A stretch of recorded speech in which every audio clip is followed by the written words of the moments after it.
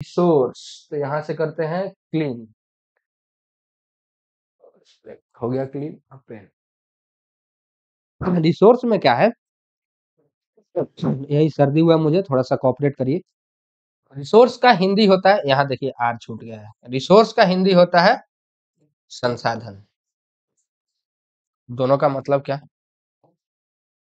संसाधन का मतलब होता है कोई भी चीज जो हमारे उपयोग में आए, कोई भी चीज हो सकता है जो हमारे आसपास में है, अगर वो हमारे काम आ रहा है, हमारे उपयोग हो रहा है, हमारे यूज में आ रहा है, वो संसाधन होगा, रिसोर्स होगा। जैसे ये पेन, ये पेन से हम लिख पा रहे हैं, मतलब ये मेरे काम आ गया, ये क्या हुआ, रिसोर्स हो गया। जैसे यहाँ मेरा बैग पड़ा हुआ है, ये रहा मेरा बैग, बैग में हम अपना सामान कैरी कर सकते हैं, ये मेरे काम आ गया, ये रिसोर्स हो गया। कोई भी चीज जो आपके काम आ जाए, जैसे ये घर के बाहर मिट्टी पड़ा होगा, आप मिट्टी को लिए और मूर्ति बना दिए, मिट्टी आपके काम आ गया, तो वो क्या हो गया आपके लिए, वो रिसोर्स हो गया। तो रिसोर्स का मीन्स हुआ कि आपको जो भी चीजें आपके काम में आ जा रहा है, वो क्या होगा, रिसोर्स होगा। मतलब क्या होना चाहिए, आपके यूज में होना चाहिए, उपयोग आना चाहिए, कुछ भी हो सकता है, आपके आसपास कुछ भी चीजें दिख रहा है, जो भी चीजें दिख रहा है, अगर आपके उपयोग में आ रहा है, यूज में आ रहा है, तो क्या होगा, रिसोर्स होगा, ठीक, संसाधन होगा। और और क्या, जैसे ही कोई चीज रिसोर्स बनता है, इसमें एक और चीज जानना है, जैसे ही कोई चीज रिसोर्स बनेगा, उपयोग में आएगा, उसका क्या हो जाएगा, मूल्य आ जाएगा। मूल्य मीन्स क्या, प्राइस, वैल्यू, प्राइस ना लिखे हम यहाँ लिखेंगे वैल्यू। जैसे ये पेन मेरे काम में आया, इसका कुछ मूल्य हो गया, वैल्यू हो गया। जैसे मिट्टी आपके काम में आ गया, तो मिट्टी का वैल्यू हो जाएगा। जैसे कोई मिट्टी ऐसे ही, मान लीजिए कोई पेड़ है, पेड़ जिस दिन आपके काम का उपयोग में जैसे आएगा, उसका क्या हो गया, वैल्यू हो गया। कुछ भी चीज जैसे ही आपके काम में आएगा, उसका वैल्यू हो गया। ये तो आपको स्वतः पता है, ये काम का चीज है, मतलब उसका कुछ ना कुछ मूल्य है। तो रिसोर्स क्या होगा, यूज में आना चाहिए और उसका मूल्य होना चाहिए, वैल्यू होना चाहिए, ठीक। ये होता है दो चीज रिसोर्स का। हम हट जा रहे हैं, आप क्या कीजिएगा, इसका स्क्रीनशॉट ले लीजिएगा, ठीक। ठीक है, अब आगे बढ़ते हैं। रिसोर्स समझ में आ गया। अब आते हैं रिसोर्स का क्लासिफिकेशन, रिसोर्स को कैसे क्लासिफाइड करते हैं, कैसे बांटते हैं रिसोर्स को। तो रिसोर्स को हम तीन तरीके से बांटते हैं। तीन तरीकों में क्या, types of resource, types of resource, resource को बांटने का तरीका। Resource generally classified in Hindi, भाई हिंदी माध्यम वाले भी होंगे, उनके लिए है रिसोर्स के प्रकार, क्या है, संसाधन, संसाधन के प्रकार। सामान्यतः हम संसाधन को तीन भागों में बांटते हैं, तीन, तीन मीन जैसे कैसे, हम बताएं। सबसे पहले आप यहाँ देख रहे होंगे नेचुरल, पहला है नेचुरल यानी प्राकृतिक, प्राकृतिक संसाधन, ठीक। समझते हैं नेचुरल रिसोर्स का मतलब क्या होता है, प्राकृतिक संसाधन का मतलब क्या होता है। प्राकृतिक संसाधन मतलब जो ऐसा संसाधन जो हमें डायरेक्ट प्रकृति से मिले, नेचर से मिले। नेचर मीन्स क्या, जिसे हम नहीं बना सकते हैं, वो नेचर है। कोई भी चीज अगर जिसे हम नहीं बना रहे हैं, वो नेचुरल है।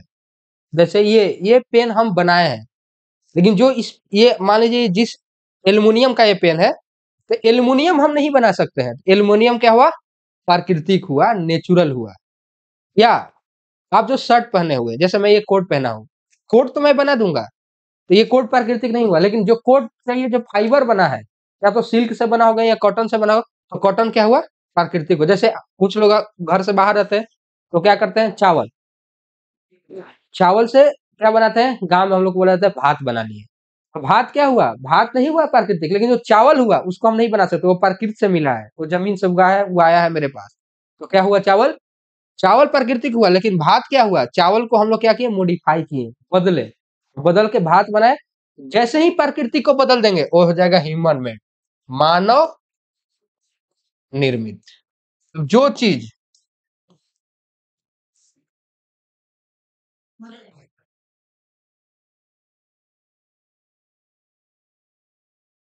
मिट नहीं रहा है, वो मानव निर्मित, यानी फिर आ गया। प्रकृति से जैसे ही उसको मॉडिफाई करेंगे, चेंज करेंगे, तो क्या हो जाएगा? मानव निर्मित। दो टाइप का बना है। पहले क्या? प्राकृतिक संसाधन जो हमें डायरेक्ट नेचर से मिले, नेचर मतलब क्या? जिसे हम नहीं बना सकते। जैसे ही कुछ को हम बना दिए, कुछ बना लिए, तो क्या हो जाएगा? मानव निर्मित, ह्यूमन मेड संसाधन। उसके बाद तीसरा संसाधन है ह्यूमन। सोचो मानव कैसे है? ह्यूमन का हिंदी होता है मानव। तो मानव भी संसाधन है। भाई अजीब बात है कि मानव कैसे संसाधन है? जैसे हम क्या बोले संसाधन में आपको, जो हमारे काम आ जाए, जिसका एक मूल्य हो, तो क्या होगा? संसाधन होगा। हमारे काम क्या आ रहा है? हमारे काम जैसे काम आ रहा है, जैसे कि हमारे काम मिट्टी आया या पेड़ आया, तो वो प्राकृतिक हुआ। पेड़ हम गए प्रकृति से उठा लिए, क्योंकि उसको बना नहीं सकते, तो मेरे काम आ गया। लेकिन अब पेड़ से बेंच बना दिए, तो बेंच क्या हुआ? मानव निर्मित। लेकिन जो बनाया, जो पेड़ से बेंच बनाया, काम आया आपका? वो पेड़ को मॉडिफाई करके बेंच बना दिया, वो इंसान था। तो इंसान भी तो आपके काम आ गया। जैसे मैं पढ़ा रहा हूँ, तो मैं आपके काम आ रहा हूँ, तो मैं भी संसाधन हूँ आपके लिए। और मेरा भी एक मूल्य है। मूल्य कैसे? जैसे मुझे यहाँ की कुछ आप लोग फीस दिए होंगे, वही मेरा मूल्य है। आप जैसे आप पढ़ रहे हैं, जिस दिन आप अपने पिताजी के काम, आप भी संसाधन है। जैसे आपके पिताजी से मान लीजिए कोई चीज नहीं उठ रहा है, या पूरा आपका कोई बहुत भारी सामान है, तो क्या कीजिएगा? आप जाके पिताजी बोले थोड़ा इसमें हाथ लगाना, आप गए, सामान पिताजी के साथ उठा लिए, तो क्या हुए? आप भी अपने पिताजी के काम आ गए। तो जैसे ही आप काम आए, किसी के यूज में आ गए, आप क्या हो गए? संसाधन हो गए। तो तीन टाइप से हम संसाधन को बांट सकते हैं, जो कि हम समझ चुके हैं। प्राकृतिक, मानव निर्मित, मानव। इसका आप स्क्रीनशॉट ले लीजिए। ठीक, अब आप स्क्रीनशॉट ले लिए होंगे, अब आगे बढ़ते हैं। ये रहा, ये है क्लासिफिकेशन ऑफ नेचुरल रिसोर्स।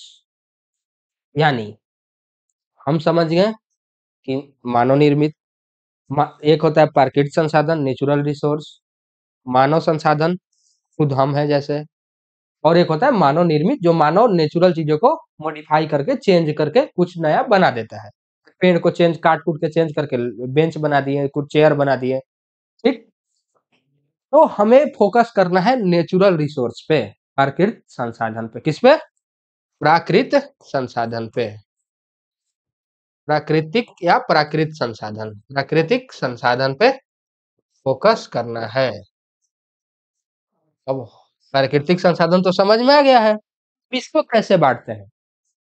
नहीं दिख रहा होगा, तो ये आपको पीपीटी में मिल जाएगा, या यहाँ थोड़ा जूम करके देख लीजिए,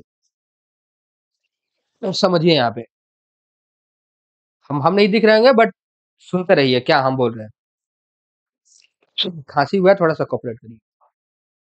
on the basis of development and use, मतलब क्या? जैसे यहाँ लिखा हुआ है एक शब्द बेसिस, यहाँ पर भी है बेसिस, यहाँ पर भी बेसिस। बेसिस का हिंदी होता है आधार। आधार माने, कि हम किस आधार पे चीजों को बांट रहे हैं, किस आधार पे बांट रहे हैं। आधार मतलब क्या? जैसे अगर आप क्लास में होते, तो मैं क्या बोलता कि बताओ इस क्लास में सबसे बड़ा कौन है? तो जो लंबा होता बोलता सर मैं सबसे बड़ा हूँ। लेकिन हम बोलते उम्र में। अब मान लो सबसे बड़ा हो सकता है लंबा, लेकिन उम्र में छोटा हो। हम आधार, आधार मतलब क्या? बेस। बेस जैसे ही चेंज किए, आंसर बदल गया। मीन्स कि किस आधार पे बांट रहे हैं। आधार क्या है बांटने का, बेस क्या है उसका बांटने का।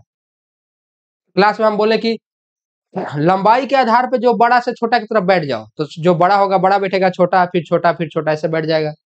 फिर हम क्या बोले? नहीं, उम्र के अनुसार लंबाई से बढ़ जाओ, तो पूरा सीक्वेंस ही चेंज हो जाएगा। जो उम्र में बड़ा होगा वो पहले आएगा, फिर छोटा, ऐसे बढ़ते चल जाएगा। तो आधार चेंज करते ही आंसर चेंज हो जाता है, वही है बेसिस। जैसे डेवलपमेंट और यूज, मतलब डेवलपमेंट का हिंदी होता है विकास। विकास, ये सब होगा विकास और उपयोग। विकास और उपयोग के आधार पे हम बांटेंगे। मतलब विकास और उपयोग का मतलब क्या? आधार तो समझ में आ गया कि आधार है। विकास उपयोग का मतलब क्या है? मतलब ये कि कोई भी संसाधन है, नेचुरल रिसोर्स है, जैसे पानी नेचुरल रिसोर्स है, उसे हम बना नहीं सकते। कितना विकास हुआ है या उसका हम उपयोग अभी कितना कर पा रहे हैं, यूज, और कितना वो डेवलप्ड हुआ है, उस आधार पे हम क्या करते हैं, संसाधन को बांटते हैं। किस संसाधन को? प्राकृतिक संसाधन को। दूसरा संसाधन नहीं, वो मानव निर्मित और मानव को छोड़ दीजिए, बस समझना था कि ये हुआ है। तो प्राकृतिक संसाधन को बांटते हैं विकास और उपयोग के आधार पे दो टाइप में। एक है एक्चुअल और पोटेंशियल। एक्चुअल का मतलब होता है वास्तविक, और पोटेंशियल का मतलब होता है संभाव्य संसाधन।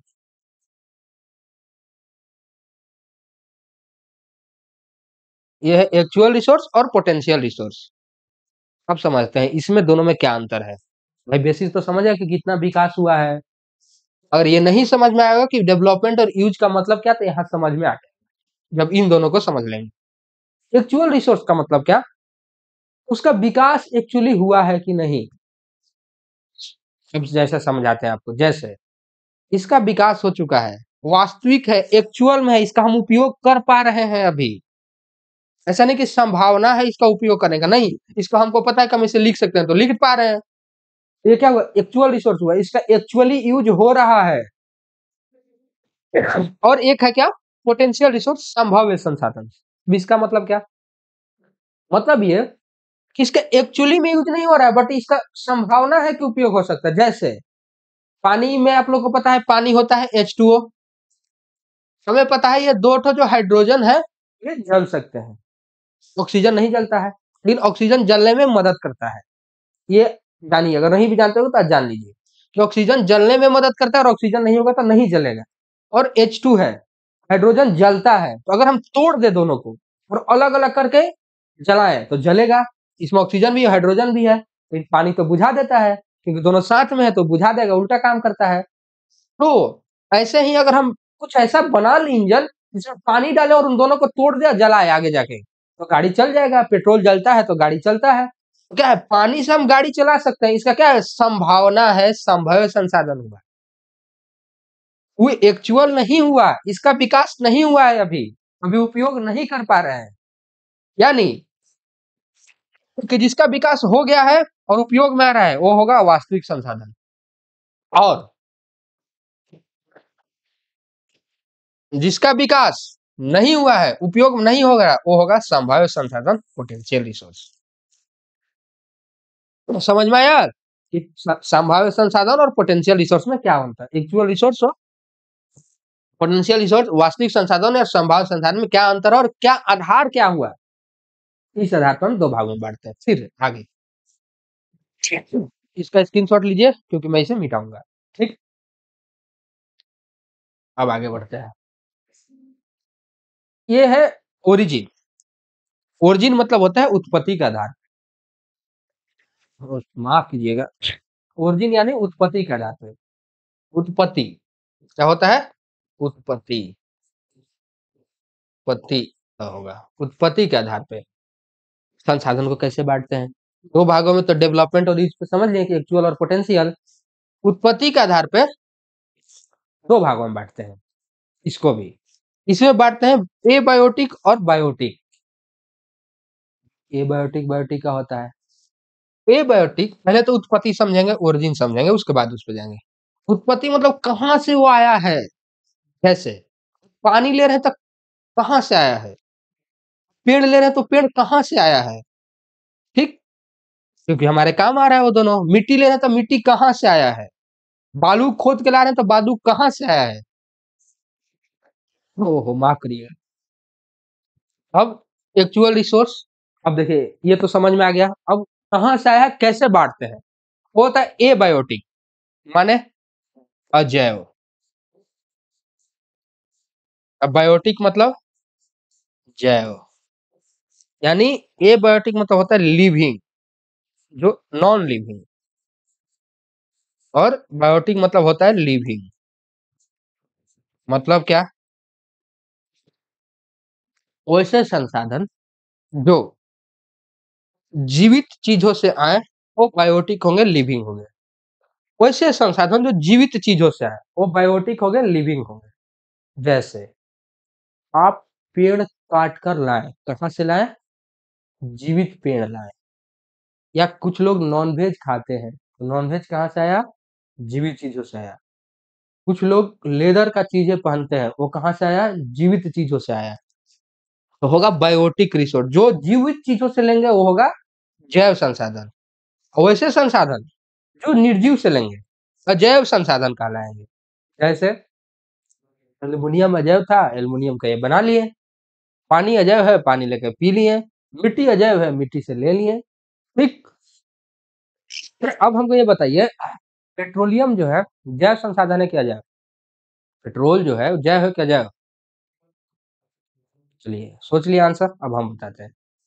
पेट्रोलियम है जैव संसाधन। क्यों? क्योंकि जो डायनासोर मरे हैं वहीं नीचे धरती में दब के पिघल गए हैं और पेट्रोलियम बन गए हैं। क्या थे वो? जैव थे। और जैव से हम चीजें ले रहे हैं। तो जैसे ही जीवित चीजों से कोई संसाधन बना के लेंगे वो जैव हो जाएगा, और जैसे ही कोई निर्जीव चीजों से लेंगे वो हो जाएगा अजैव। यानी बायोटिक और एबायोटिक। ठीक।